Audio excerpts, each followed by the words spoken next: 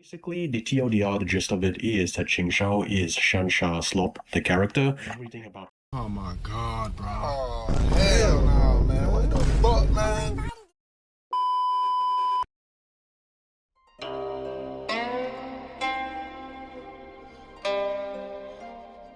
I haven't exactly made it a secret that I don't really like cultivation or the Xianxia genre, especially the older stories I grew up with.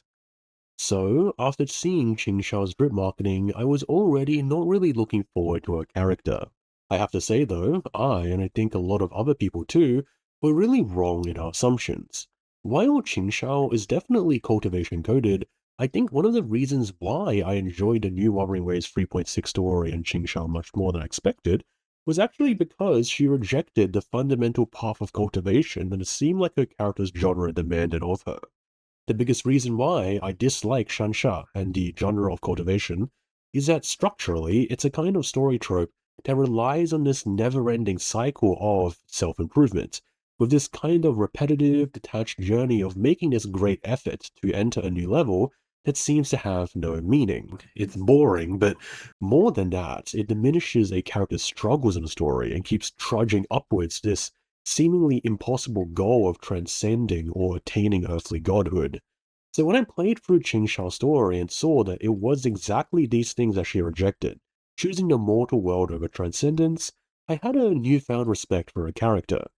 And of course, one thing I liked as well, since you are watching this channel after all, is that Qingxiao has an incredible depth of subtext and symbolism, referencing poets like Du Fu and Lin Bu, using Chinese oxymorons to show a conflict against herself, while at the same time not abandoning the cultivation genre entirely by paying homage to hallmarks of storytelling like the return of the Condor heroes.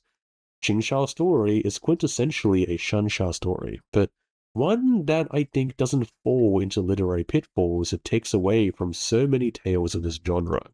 So as always, let us take a little bit of a foray into Qingxiao's symbolism and references, and how they tell a story, beyond the story, for what cultivation really means. This is my cultivation.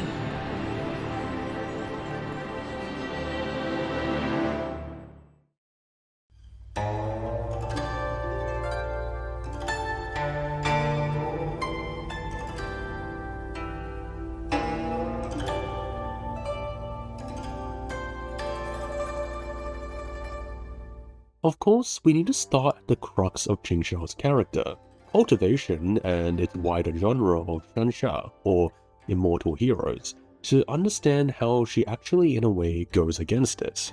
As the name suggests, Xianxia is a Chinese genre where mortals, gathering in strength and usually qi through energy through cultivation, try to attain the end goal of transcending or becoming earthly immortals, or gods on earth per se.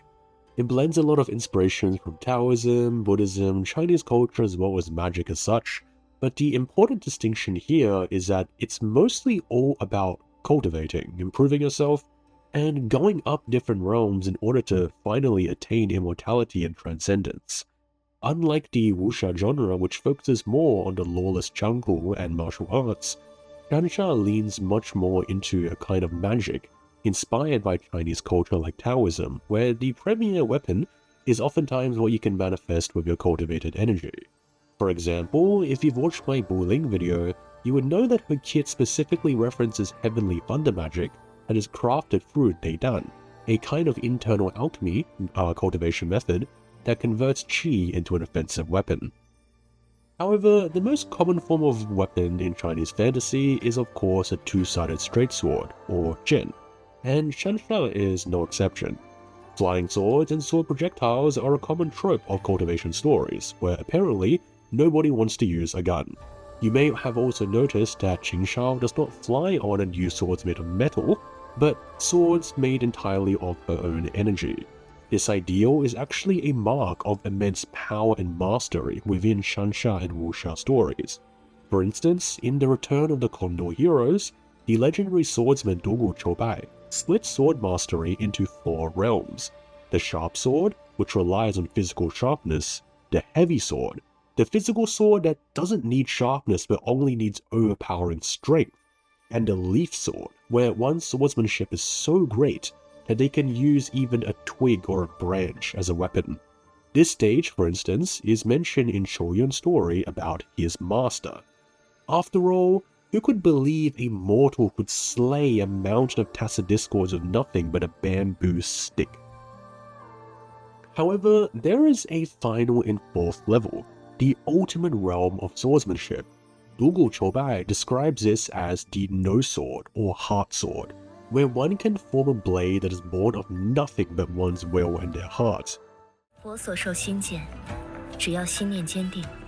Qingxiao, whose forte is called the heart sword, with her forte circuit, formless heart sword, is a direct reference to this. Essentially, her mastery of swordcraft is at an incredibly high level, forming blades out of nothing but will and intent.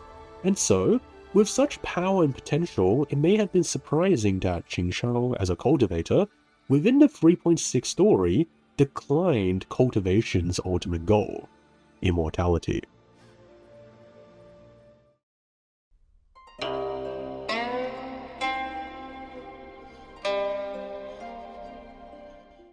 As we discussed before, the ultimate goal of Xianxia in cultivation is transcendence and immortality. However, if this journey of meditation and asceticism was so easy, then everyone would do it. The primary obstacle to any cultivator, besides other people, is worldly desires, of which is a conflict that is massively discussed in Qingxiao's story. In order to explain this, we need to explain a couple of things. Firstly, what are worldly desires? In cultivation, worldly desires, depending on the story, can range from a lot of things. It could be as simple as vices like greed, all the way to even worldly desires such as love. It was thought that if you want to become immortal and transcend, you could not shackle yourself to mortal connections or temptations. Now, secondly, let's talk about Dantian.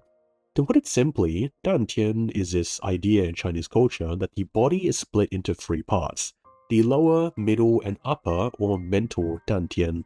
This is really important, as when you combine these two ideas together, the worldly desires and the Dantian, you tend to form a concept that is directly referenced in Qingxiao's story, her alter ego known as the Sanshi, or three corpses poison. These were seen as these kinds of spiritual parasites that lived inside a cultivator's free Dantian, with especially the upper mental parasite being comprised of a cultivator's, well, worldly desires that stop them from their ultimate goal, transcendence, immortality, finding the Taoist way, the ultimate enlightenment. However, even though this is the ultimate end of really any Xianxia cultivation story to an almost bullheaded degree, what makes Qingxiao's story special is that she breaks this ultimate rule of Xianxia. She is a sword transcendent perhaps, but she's not transcended or become immortal. If anything, the 3.6 story makes it clear that she does not want to. Instead of banishing her alter ego, the Sanshi that stops cultivators from ascension, she chooses to accept it. Instead of choosing immortality, she chooses to stay in the mortal world and protect it. One of the biggest issues I have with Xianxia stories is not just how cyclical and endless the whole process of getting stronger over and over again until you reach a goal of immortality actually is, but also the nature of the end goal itself. Like, okay, if you do want to achieve immortality, right, if you do achieve it, what then? You needed to reject earthly desires to get there, so what actual point or reason do you have to be happy about your newfound power? Simply put, it kind of feels like there's no meaning. However, when Qingxiao subverts and rejects this fundamental principle of Xianxia and cultivation to instead provide help to mortals, even if her Sanshi, her alter ego, tells her that she would never be able to transcend, she accepts this price, because this is her cultivation. 你将再也无法割舍七情六欲，摆脱俗世因果。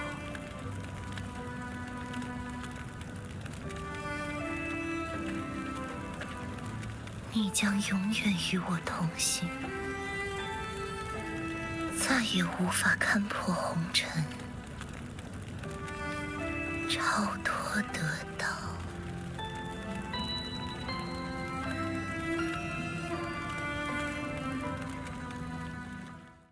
You can even see how much this ideal is reflected in her symbolism.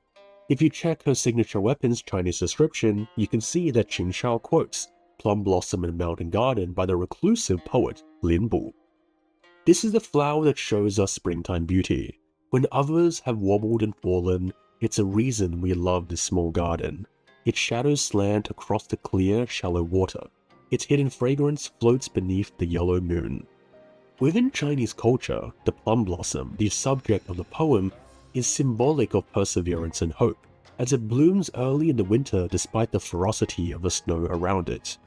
I adore this little poem because the line where Lin Bu says that this plum blossom is why we love this small garden, this world that is insignificant and small compared to the scale and might of heaven and the universe and immortality, is exactly why Qingxiao ultimately chooses to reject transcendence. During the boss fight, when Mu Yu questions her on why she has rejected immortality and transcendence, when he himself has ascended from his mortal shell, he simply says that she fights for the mortal world, she fights for the lights of the living.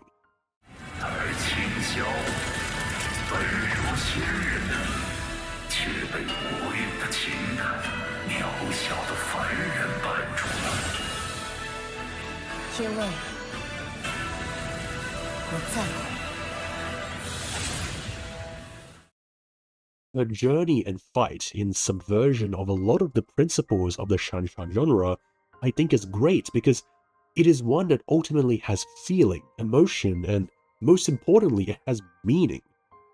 After you defeat Mu Yu, a song plays in which a reference again to Lin Bu's poem and the plum blossom emerges. Within it, you can see how Qingxiao rejects and questions the Taoist way, the path of ultimate enlightenment and transcendence. He has rejected this fanciful dream instead for the light of the mortal world. You can see this even more beautifully conveyed in the name of the fifth sequence node, Han Mang Yuanwan Han Jianshi, which roughly translates to the cold glint of steel warms the freezing snow of the mortal world. This is a Chinese oxymoron because the cold glint of steel, which represents the emotionlessness of cultivation, is being used by Qingxiao to bring compassion and warmth, the cold of the mortal world. When you combine this with the literal title of her banner in Chinese, which contains the words, Sword Heart of the Mortal World, you can see the real meaning of Qingxiao's ideals in their totality. She has rejected the predestined way. She has rejected immortality, and though she uses the methods of cultivation and the sword, the cold glint of steel, the meaning behind her blade is one of empathy and compassion.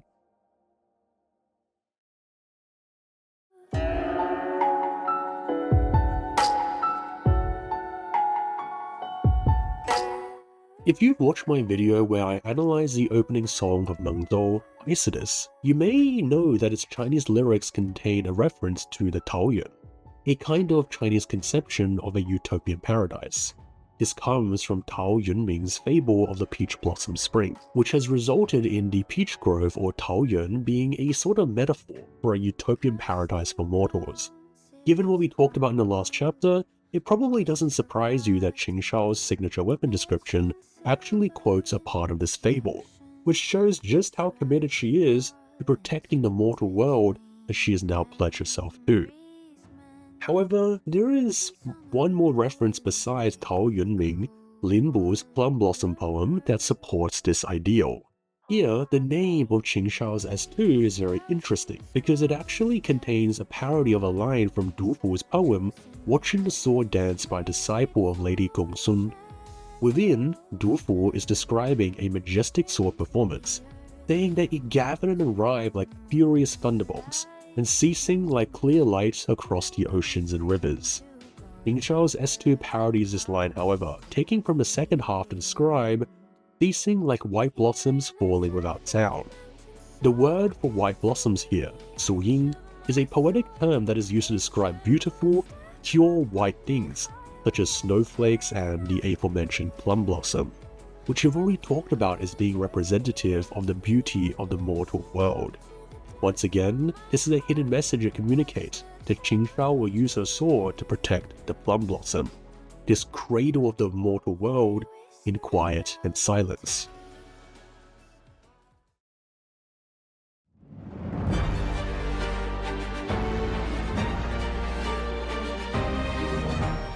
One of the interesting things that we knew about Qingxiao actually before the story is that the Ministry of Sentinel Affairs has noted that her horns may be related to a particular auspicious beast in Huanglong mythology. Once you combine this with the fact that Qingxiao's treasured item, a bestiary that outlines information and the weaknesses of all Huanglong's stats and discords, it's actually pretty clear what real mythological beast Qingxiao is being connected to. In the Shiji, or the Book of Gleaning, a story is recounted about Huang Di, who was walking along the coast when he encountered an incredibly intelligent beast called the Bai Ze. It was seen as a beast that only appeared to honorable and great rulers, so its appearance was deemed as fortunate and auspicious, and while it talked to Huang Di, it detailed to him the information, weaknesses, location, and other details of 11,520 monsters, gods, and spirits, which Huang Di told his scribes to quickly note down. This compendium, now supposedly lost to time, is called the Bai Ze Tu, and is actually the real reference behind Huanglong's bestiary that Qingxiao is rumored to have written. When you consider the traits of the Bai Ze, appearing rarely, being nearly all-knowing considered fortunate when one is able to see them, you can see why Qingxiao's design and character is partially based on it, being the rarely seen Shen paragon that appears to aid mortals in times of dire need.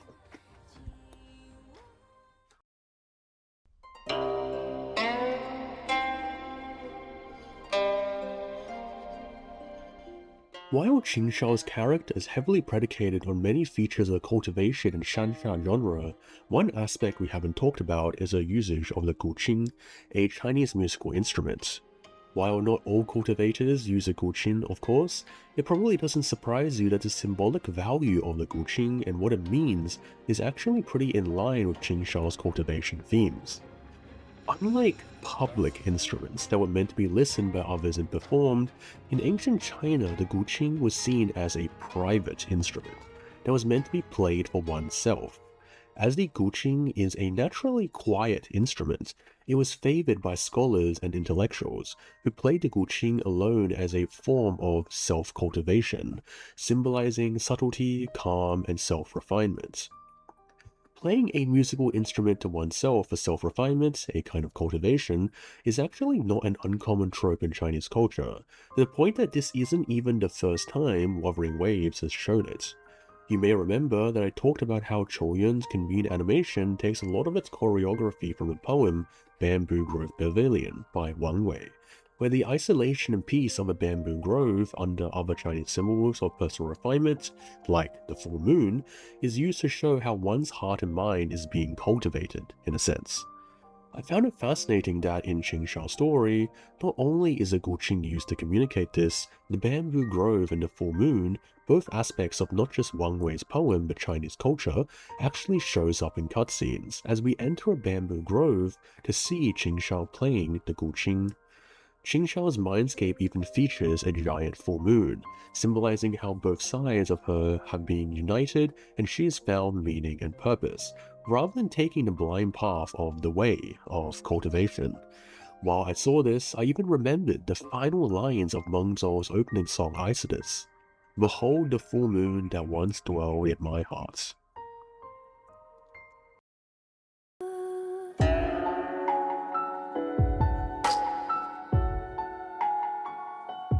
As a final interesting symbolic reference, we will once again be looking at Qingxiao's signature weapon, specifically at the name of its skill, Evil Scourge or Chuxie in Chinese, meaning repelling malice or such.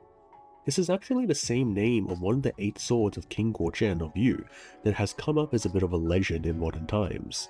The reason for this is that King Goujian is actually known as being the owner of one of the world's most famous swords, the real sword of Goujian, which contains 8 characters that identify the sword as King Goujian's. Within records like the Shiji, which you may remember as being the same record from which we got the legend of the Bai Ze in the previous chapter of this video, King Goujian is said to have commissioned a legendary blacksmith to create 8 swords with metal from Kunwu Mountain, which in itself is a sacred realm of immortality and cultivation in Chinese mythology.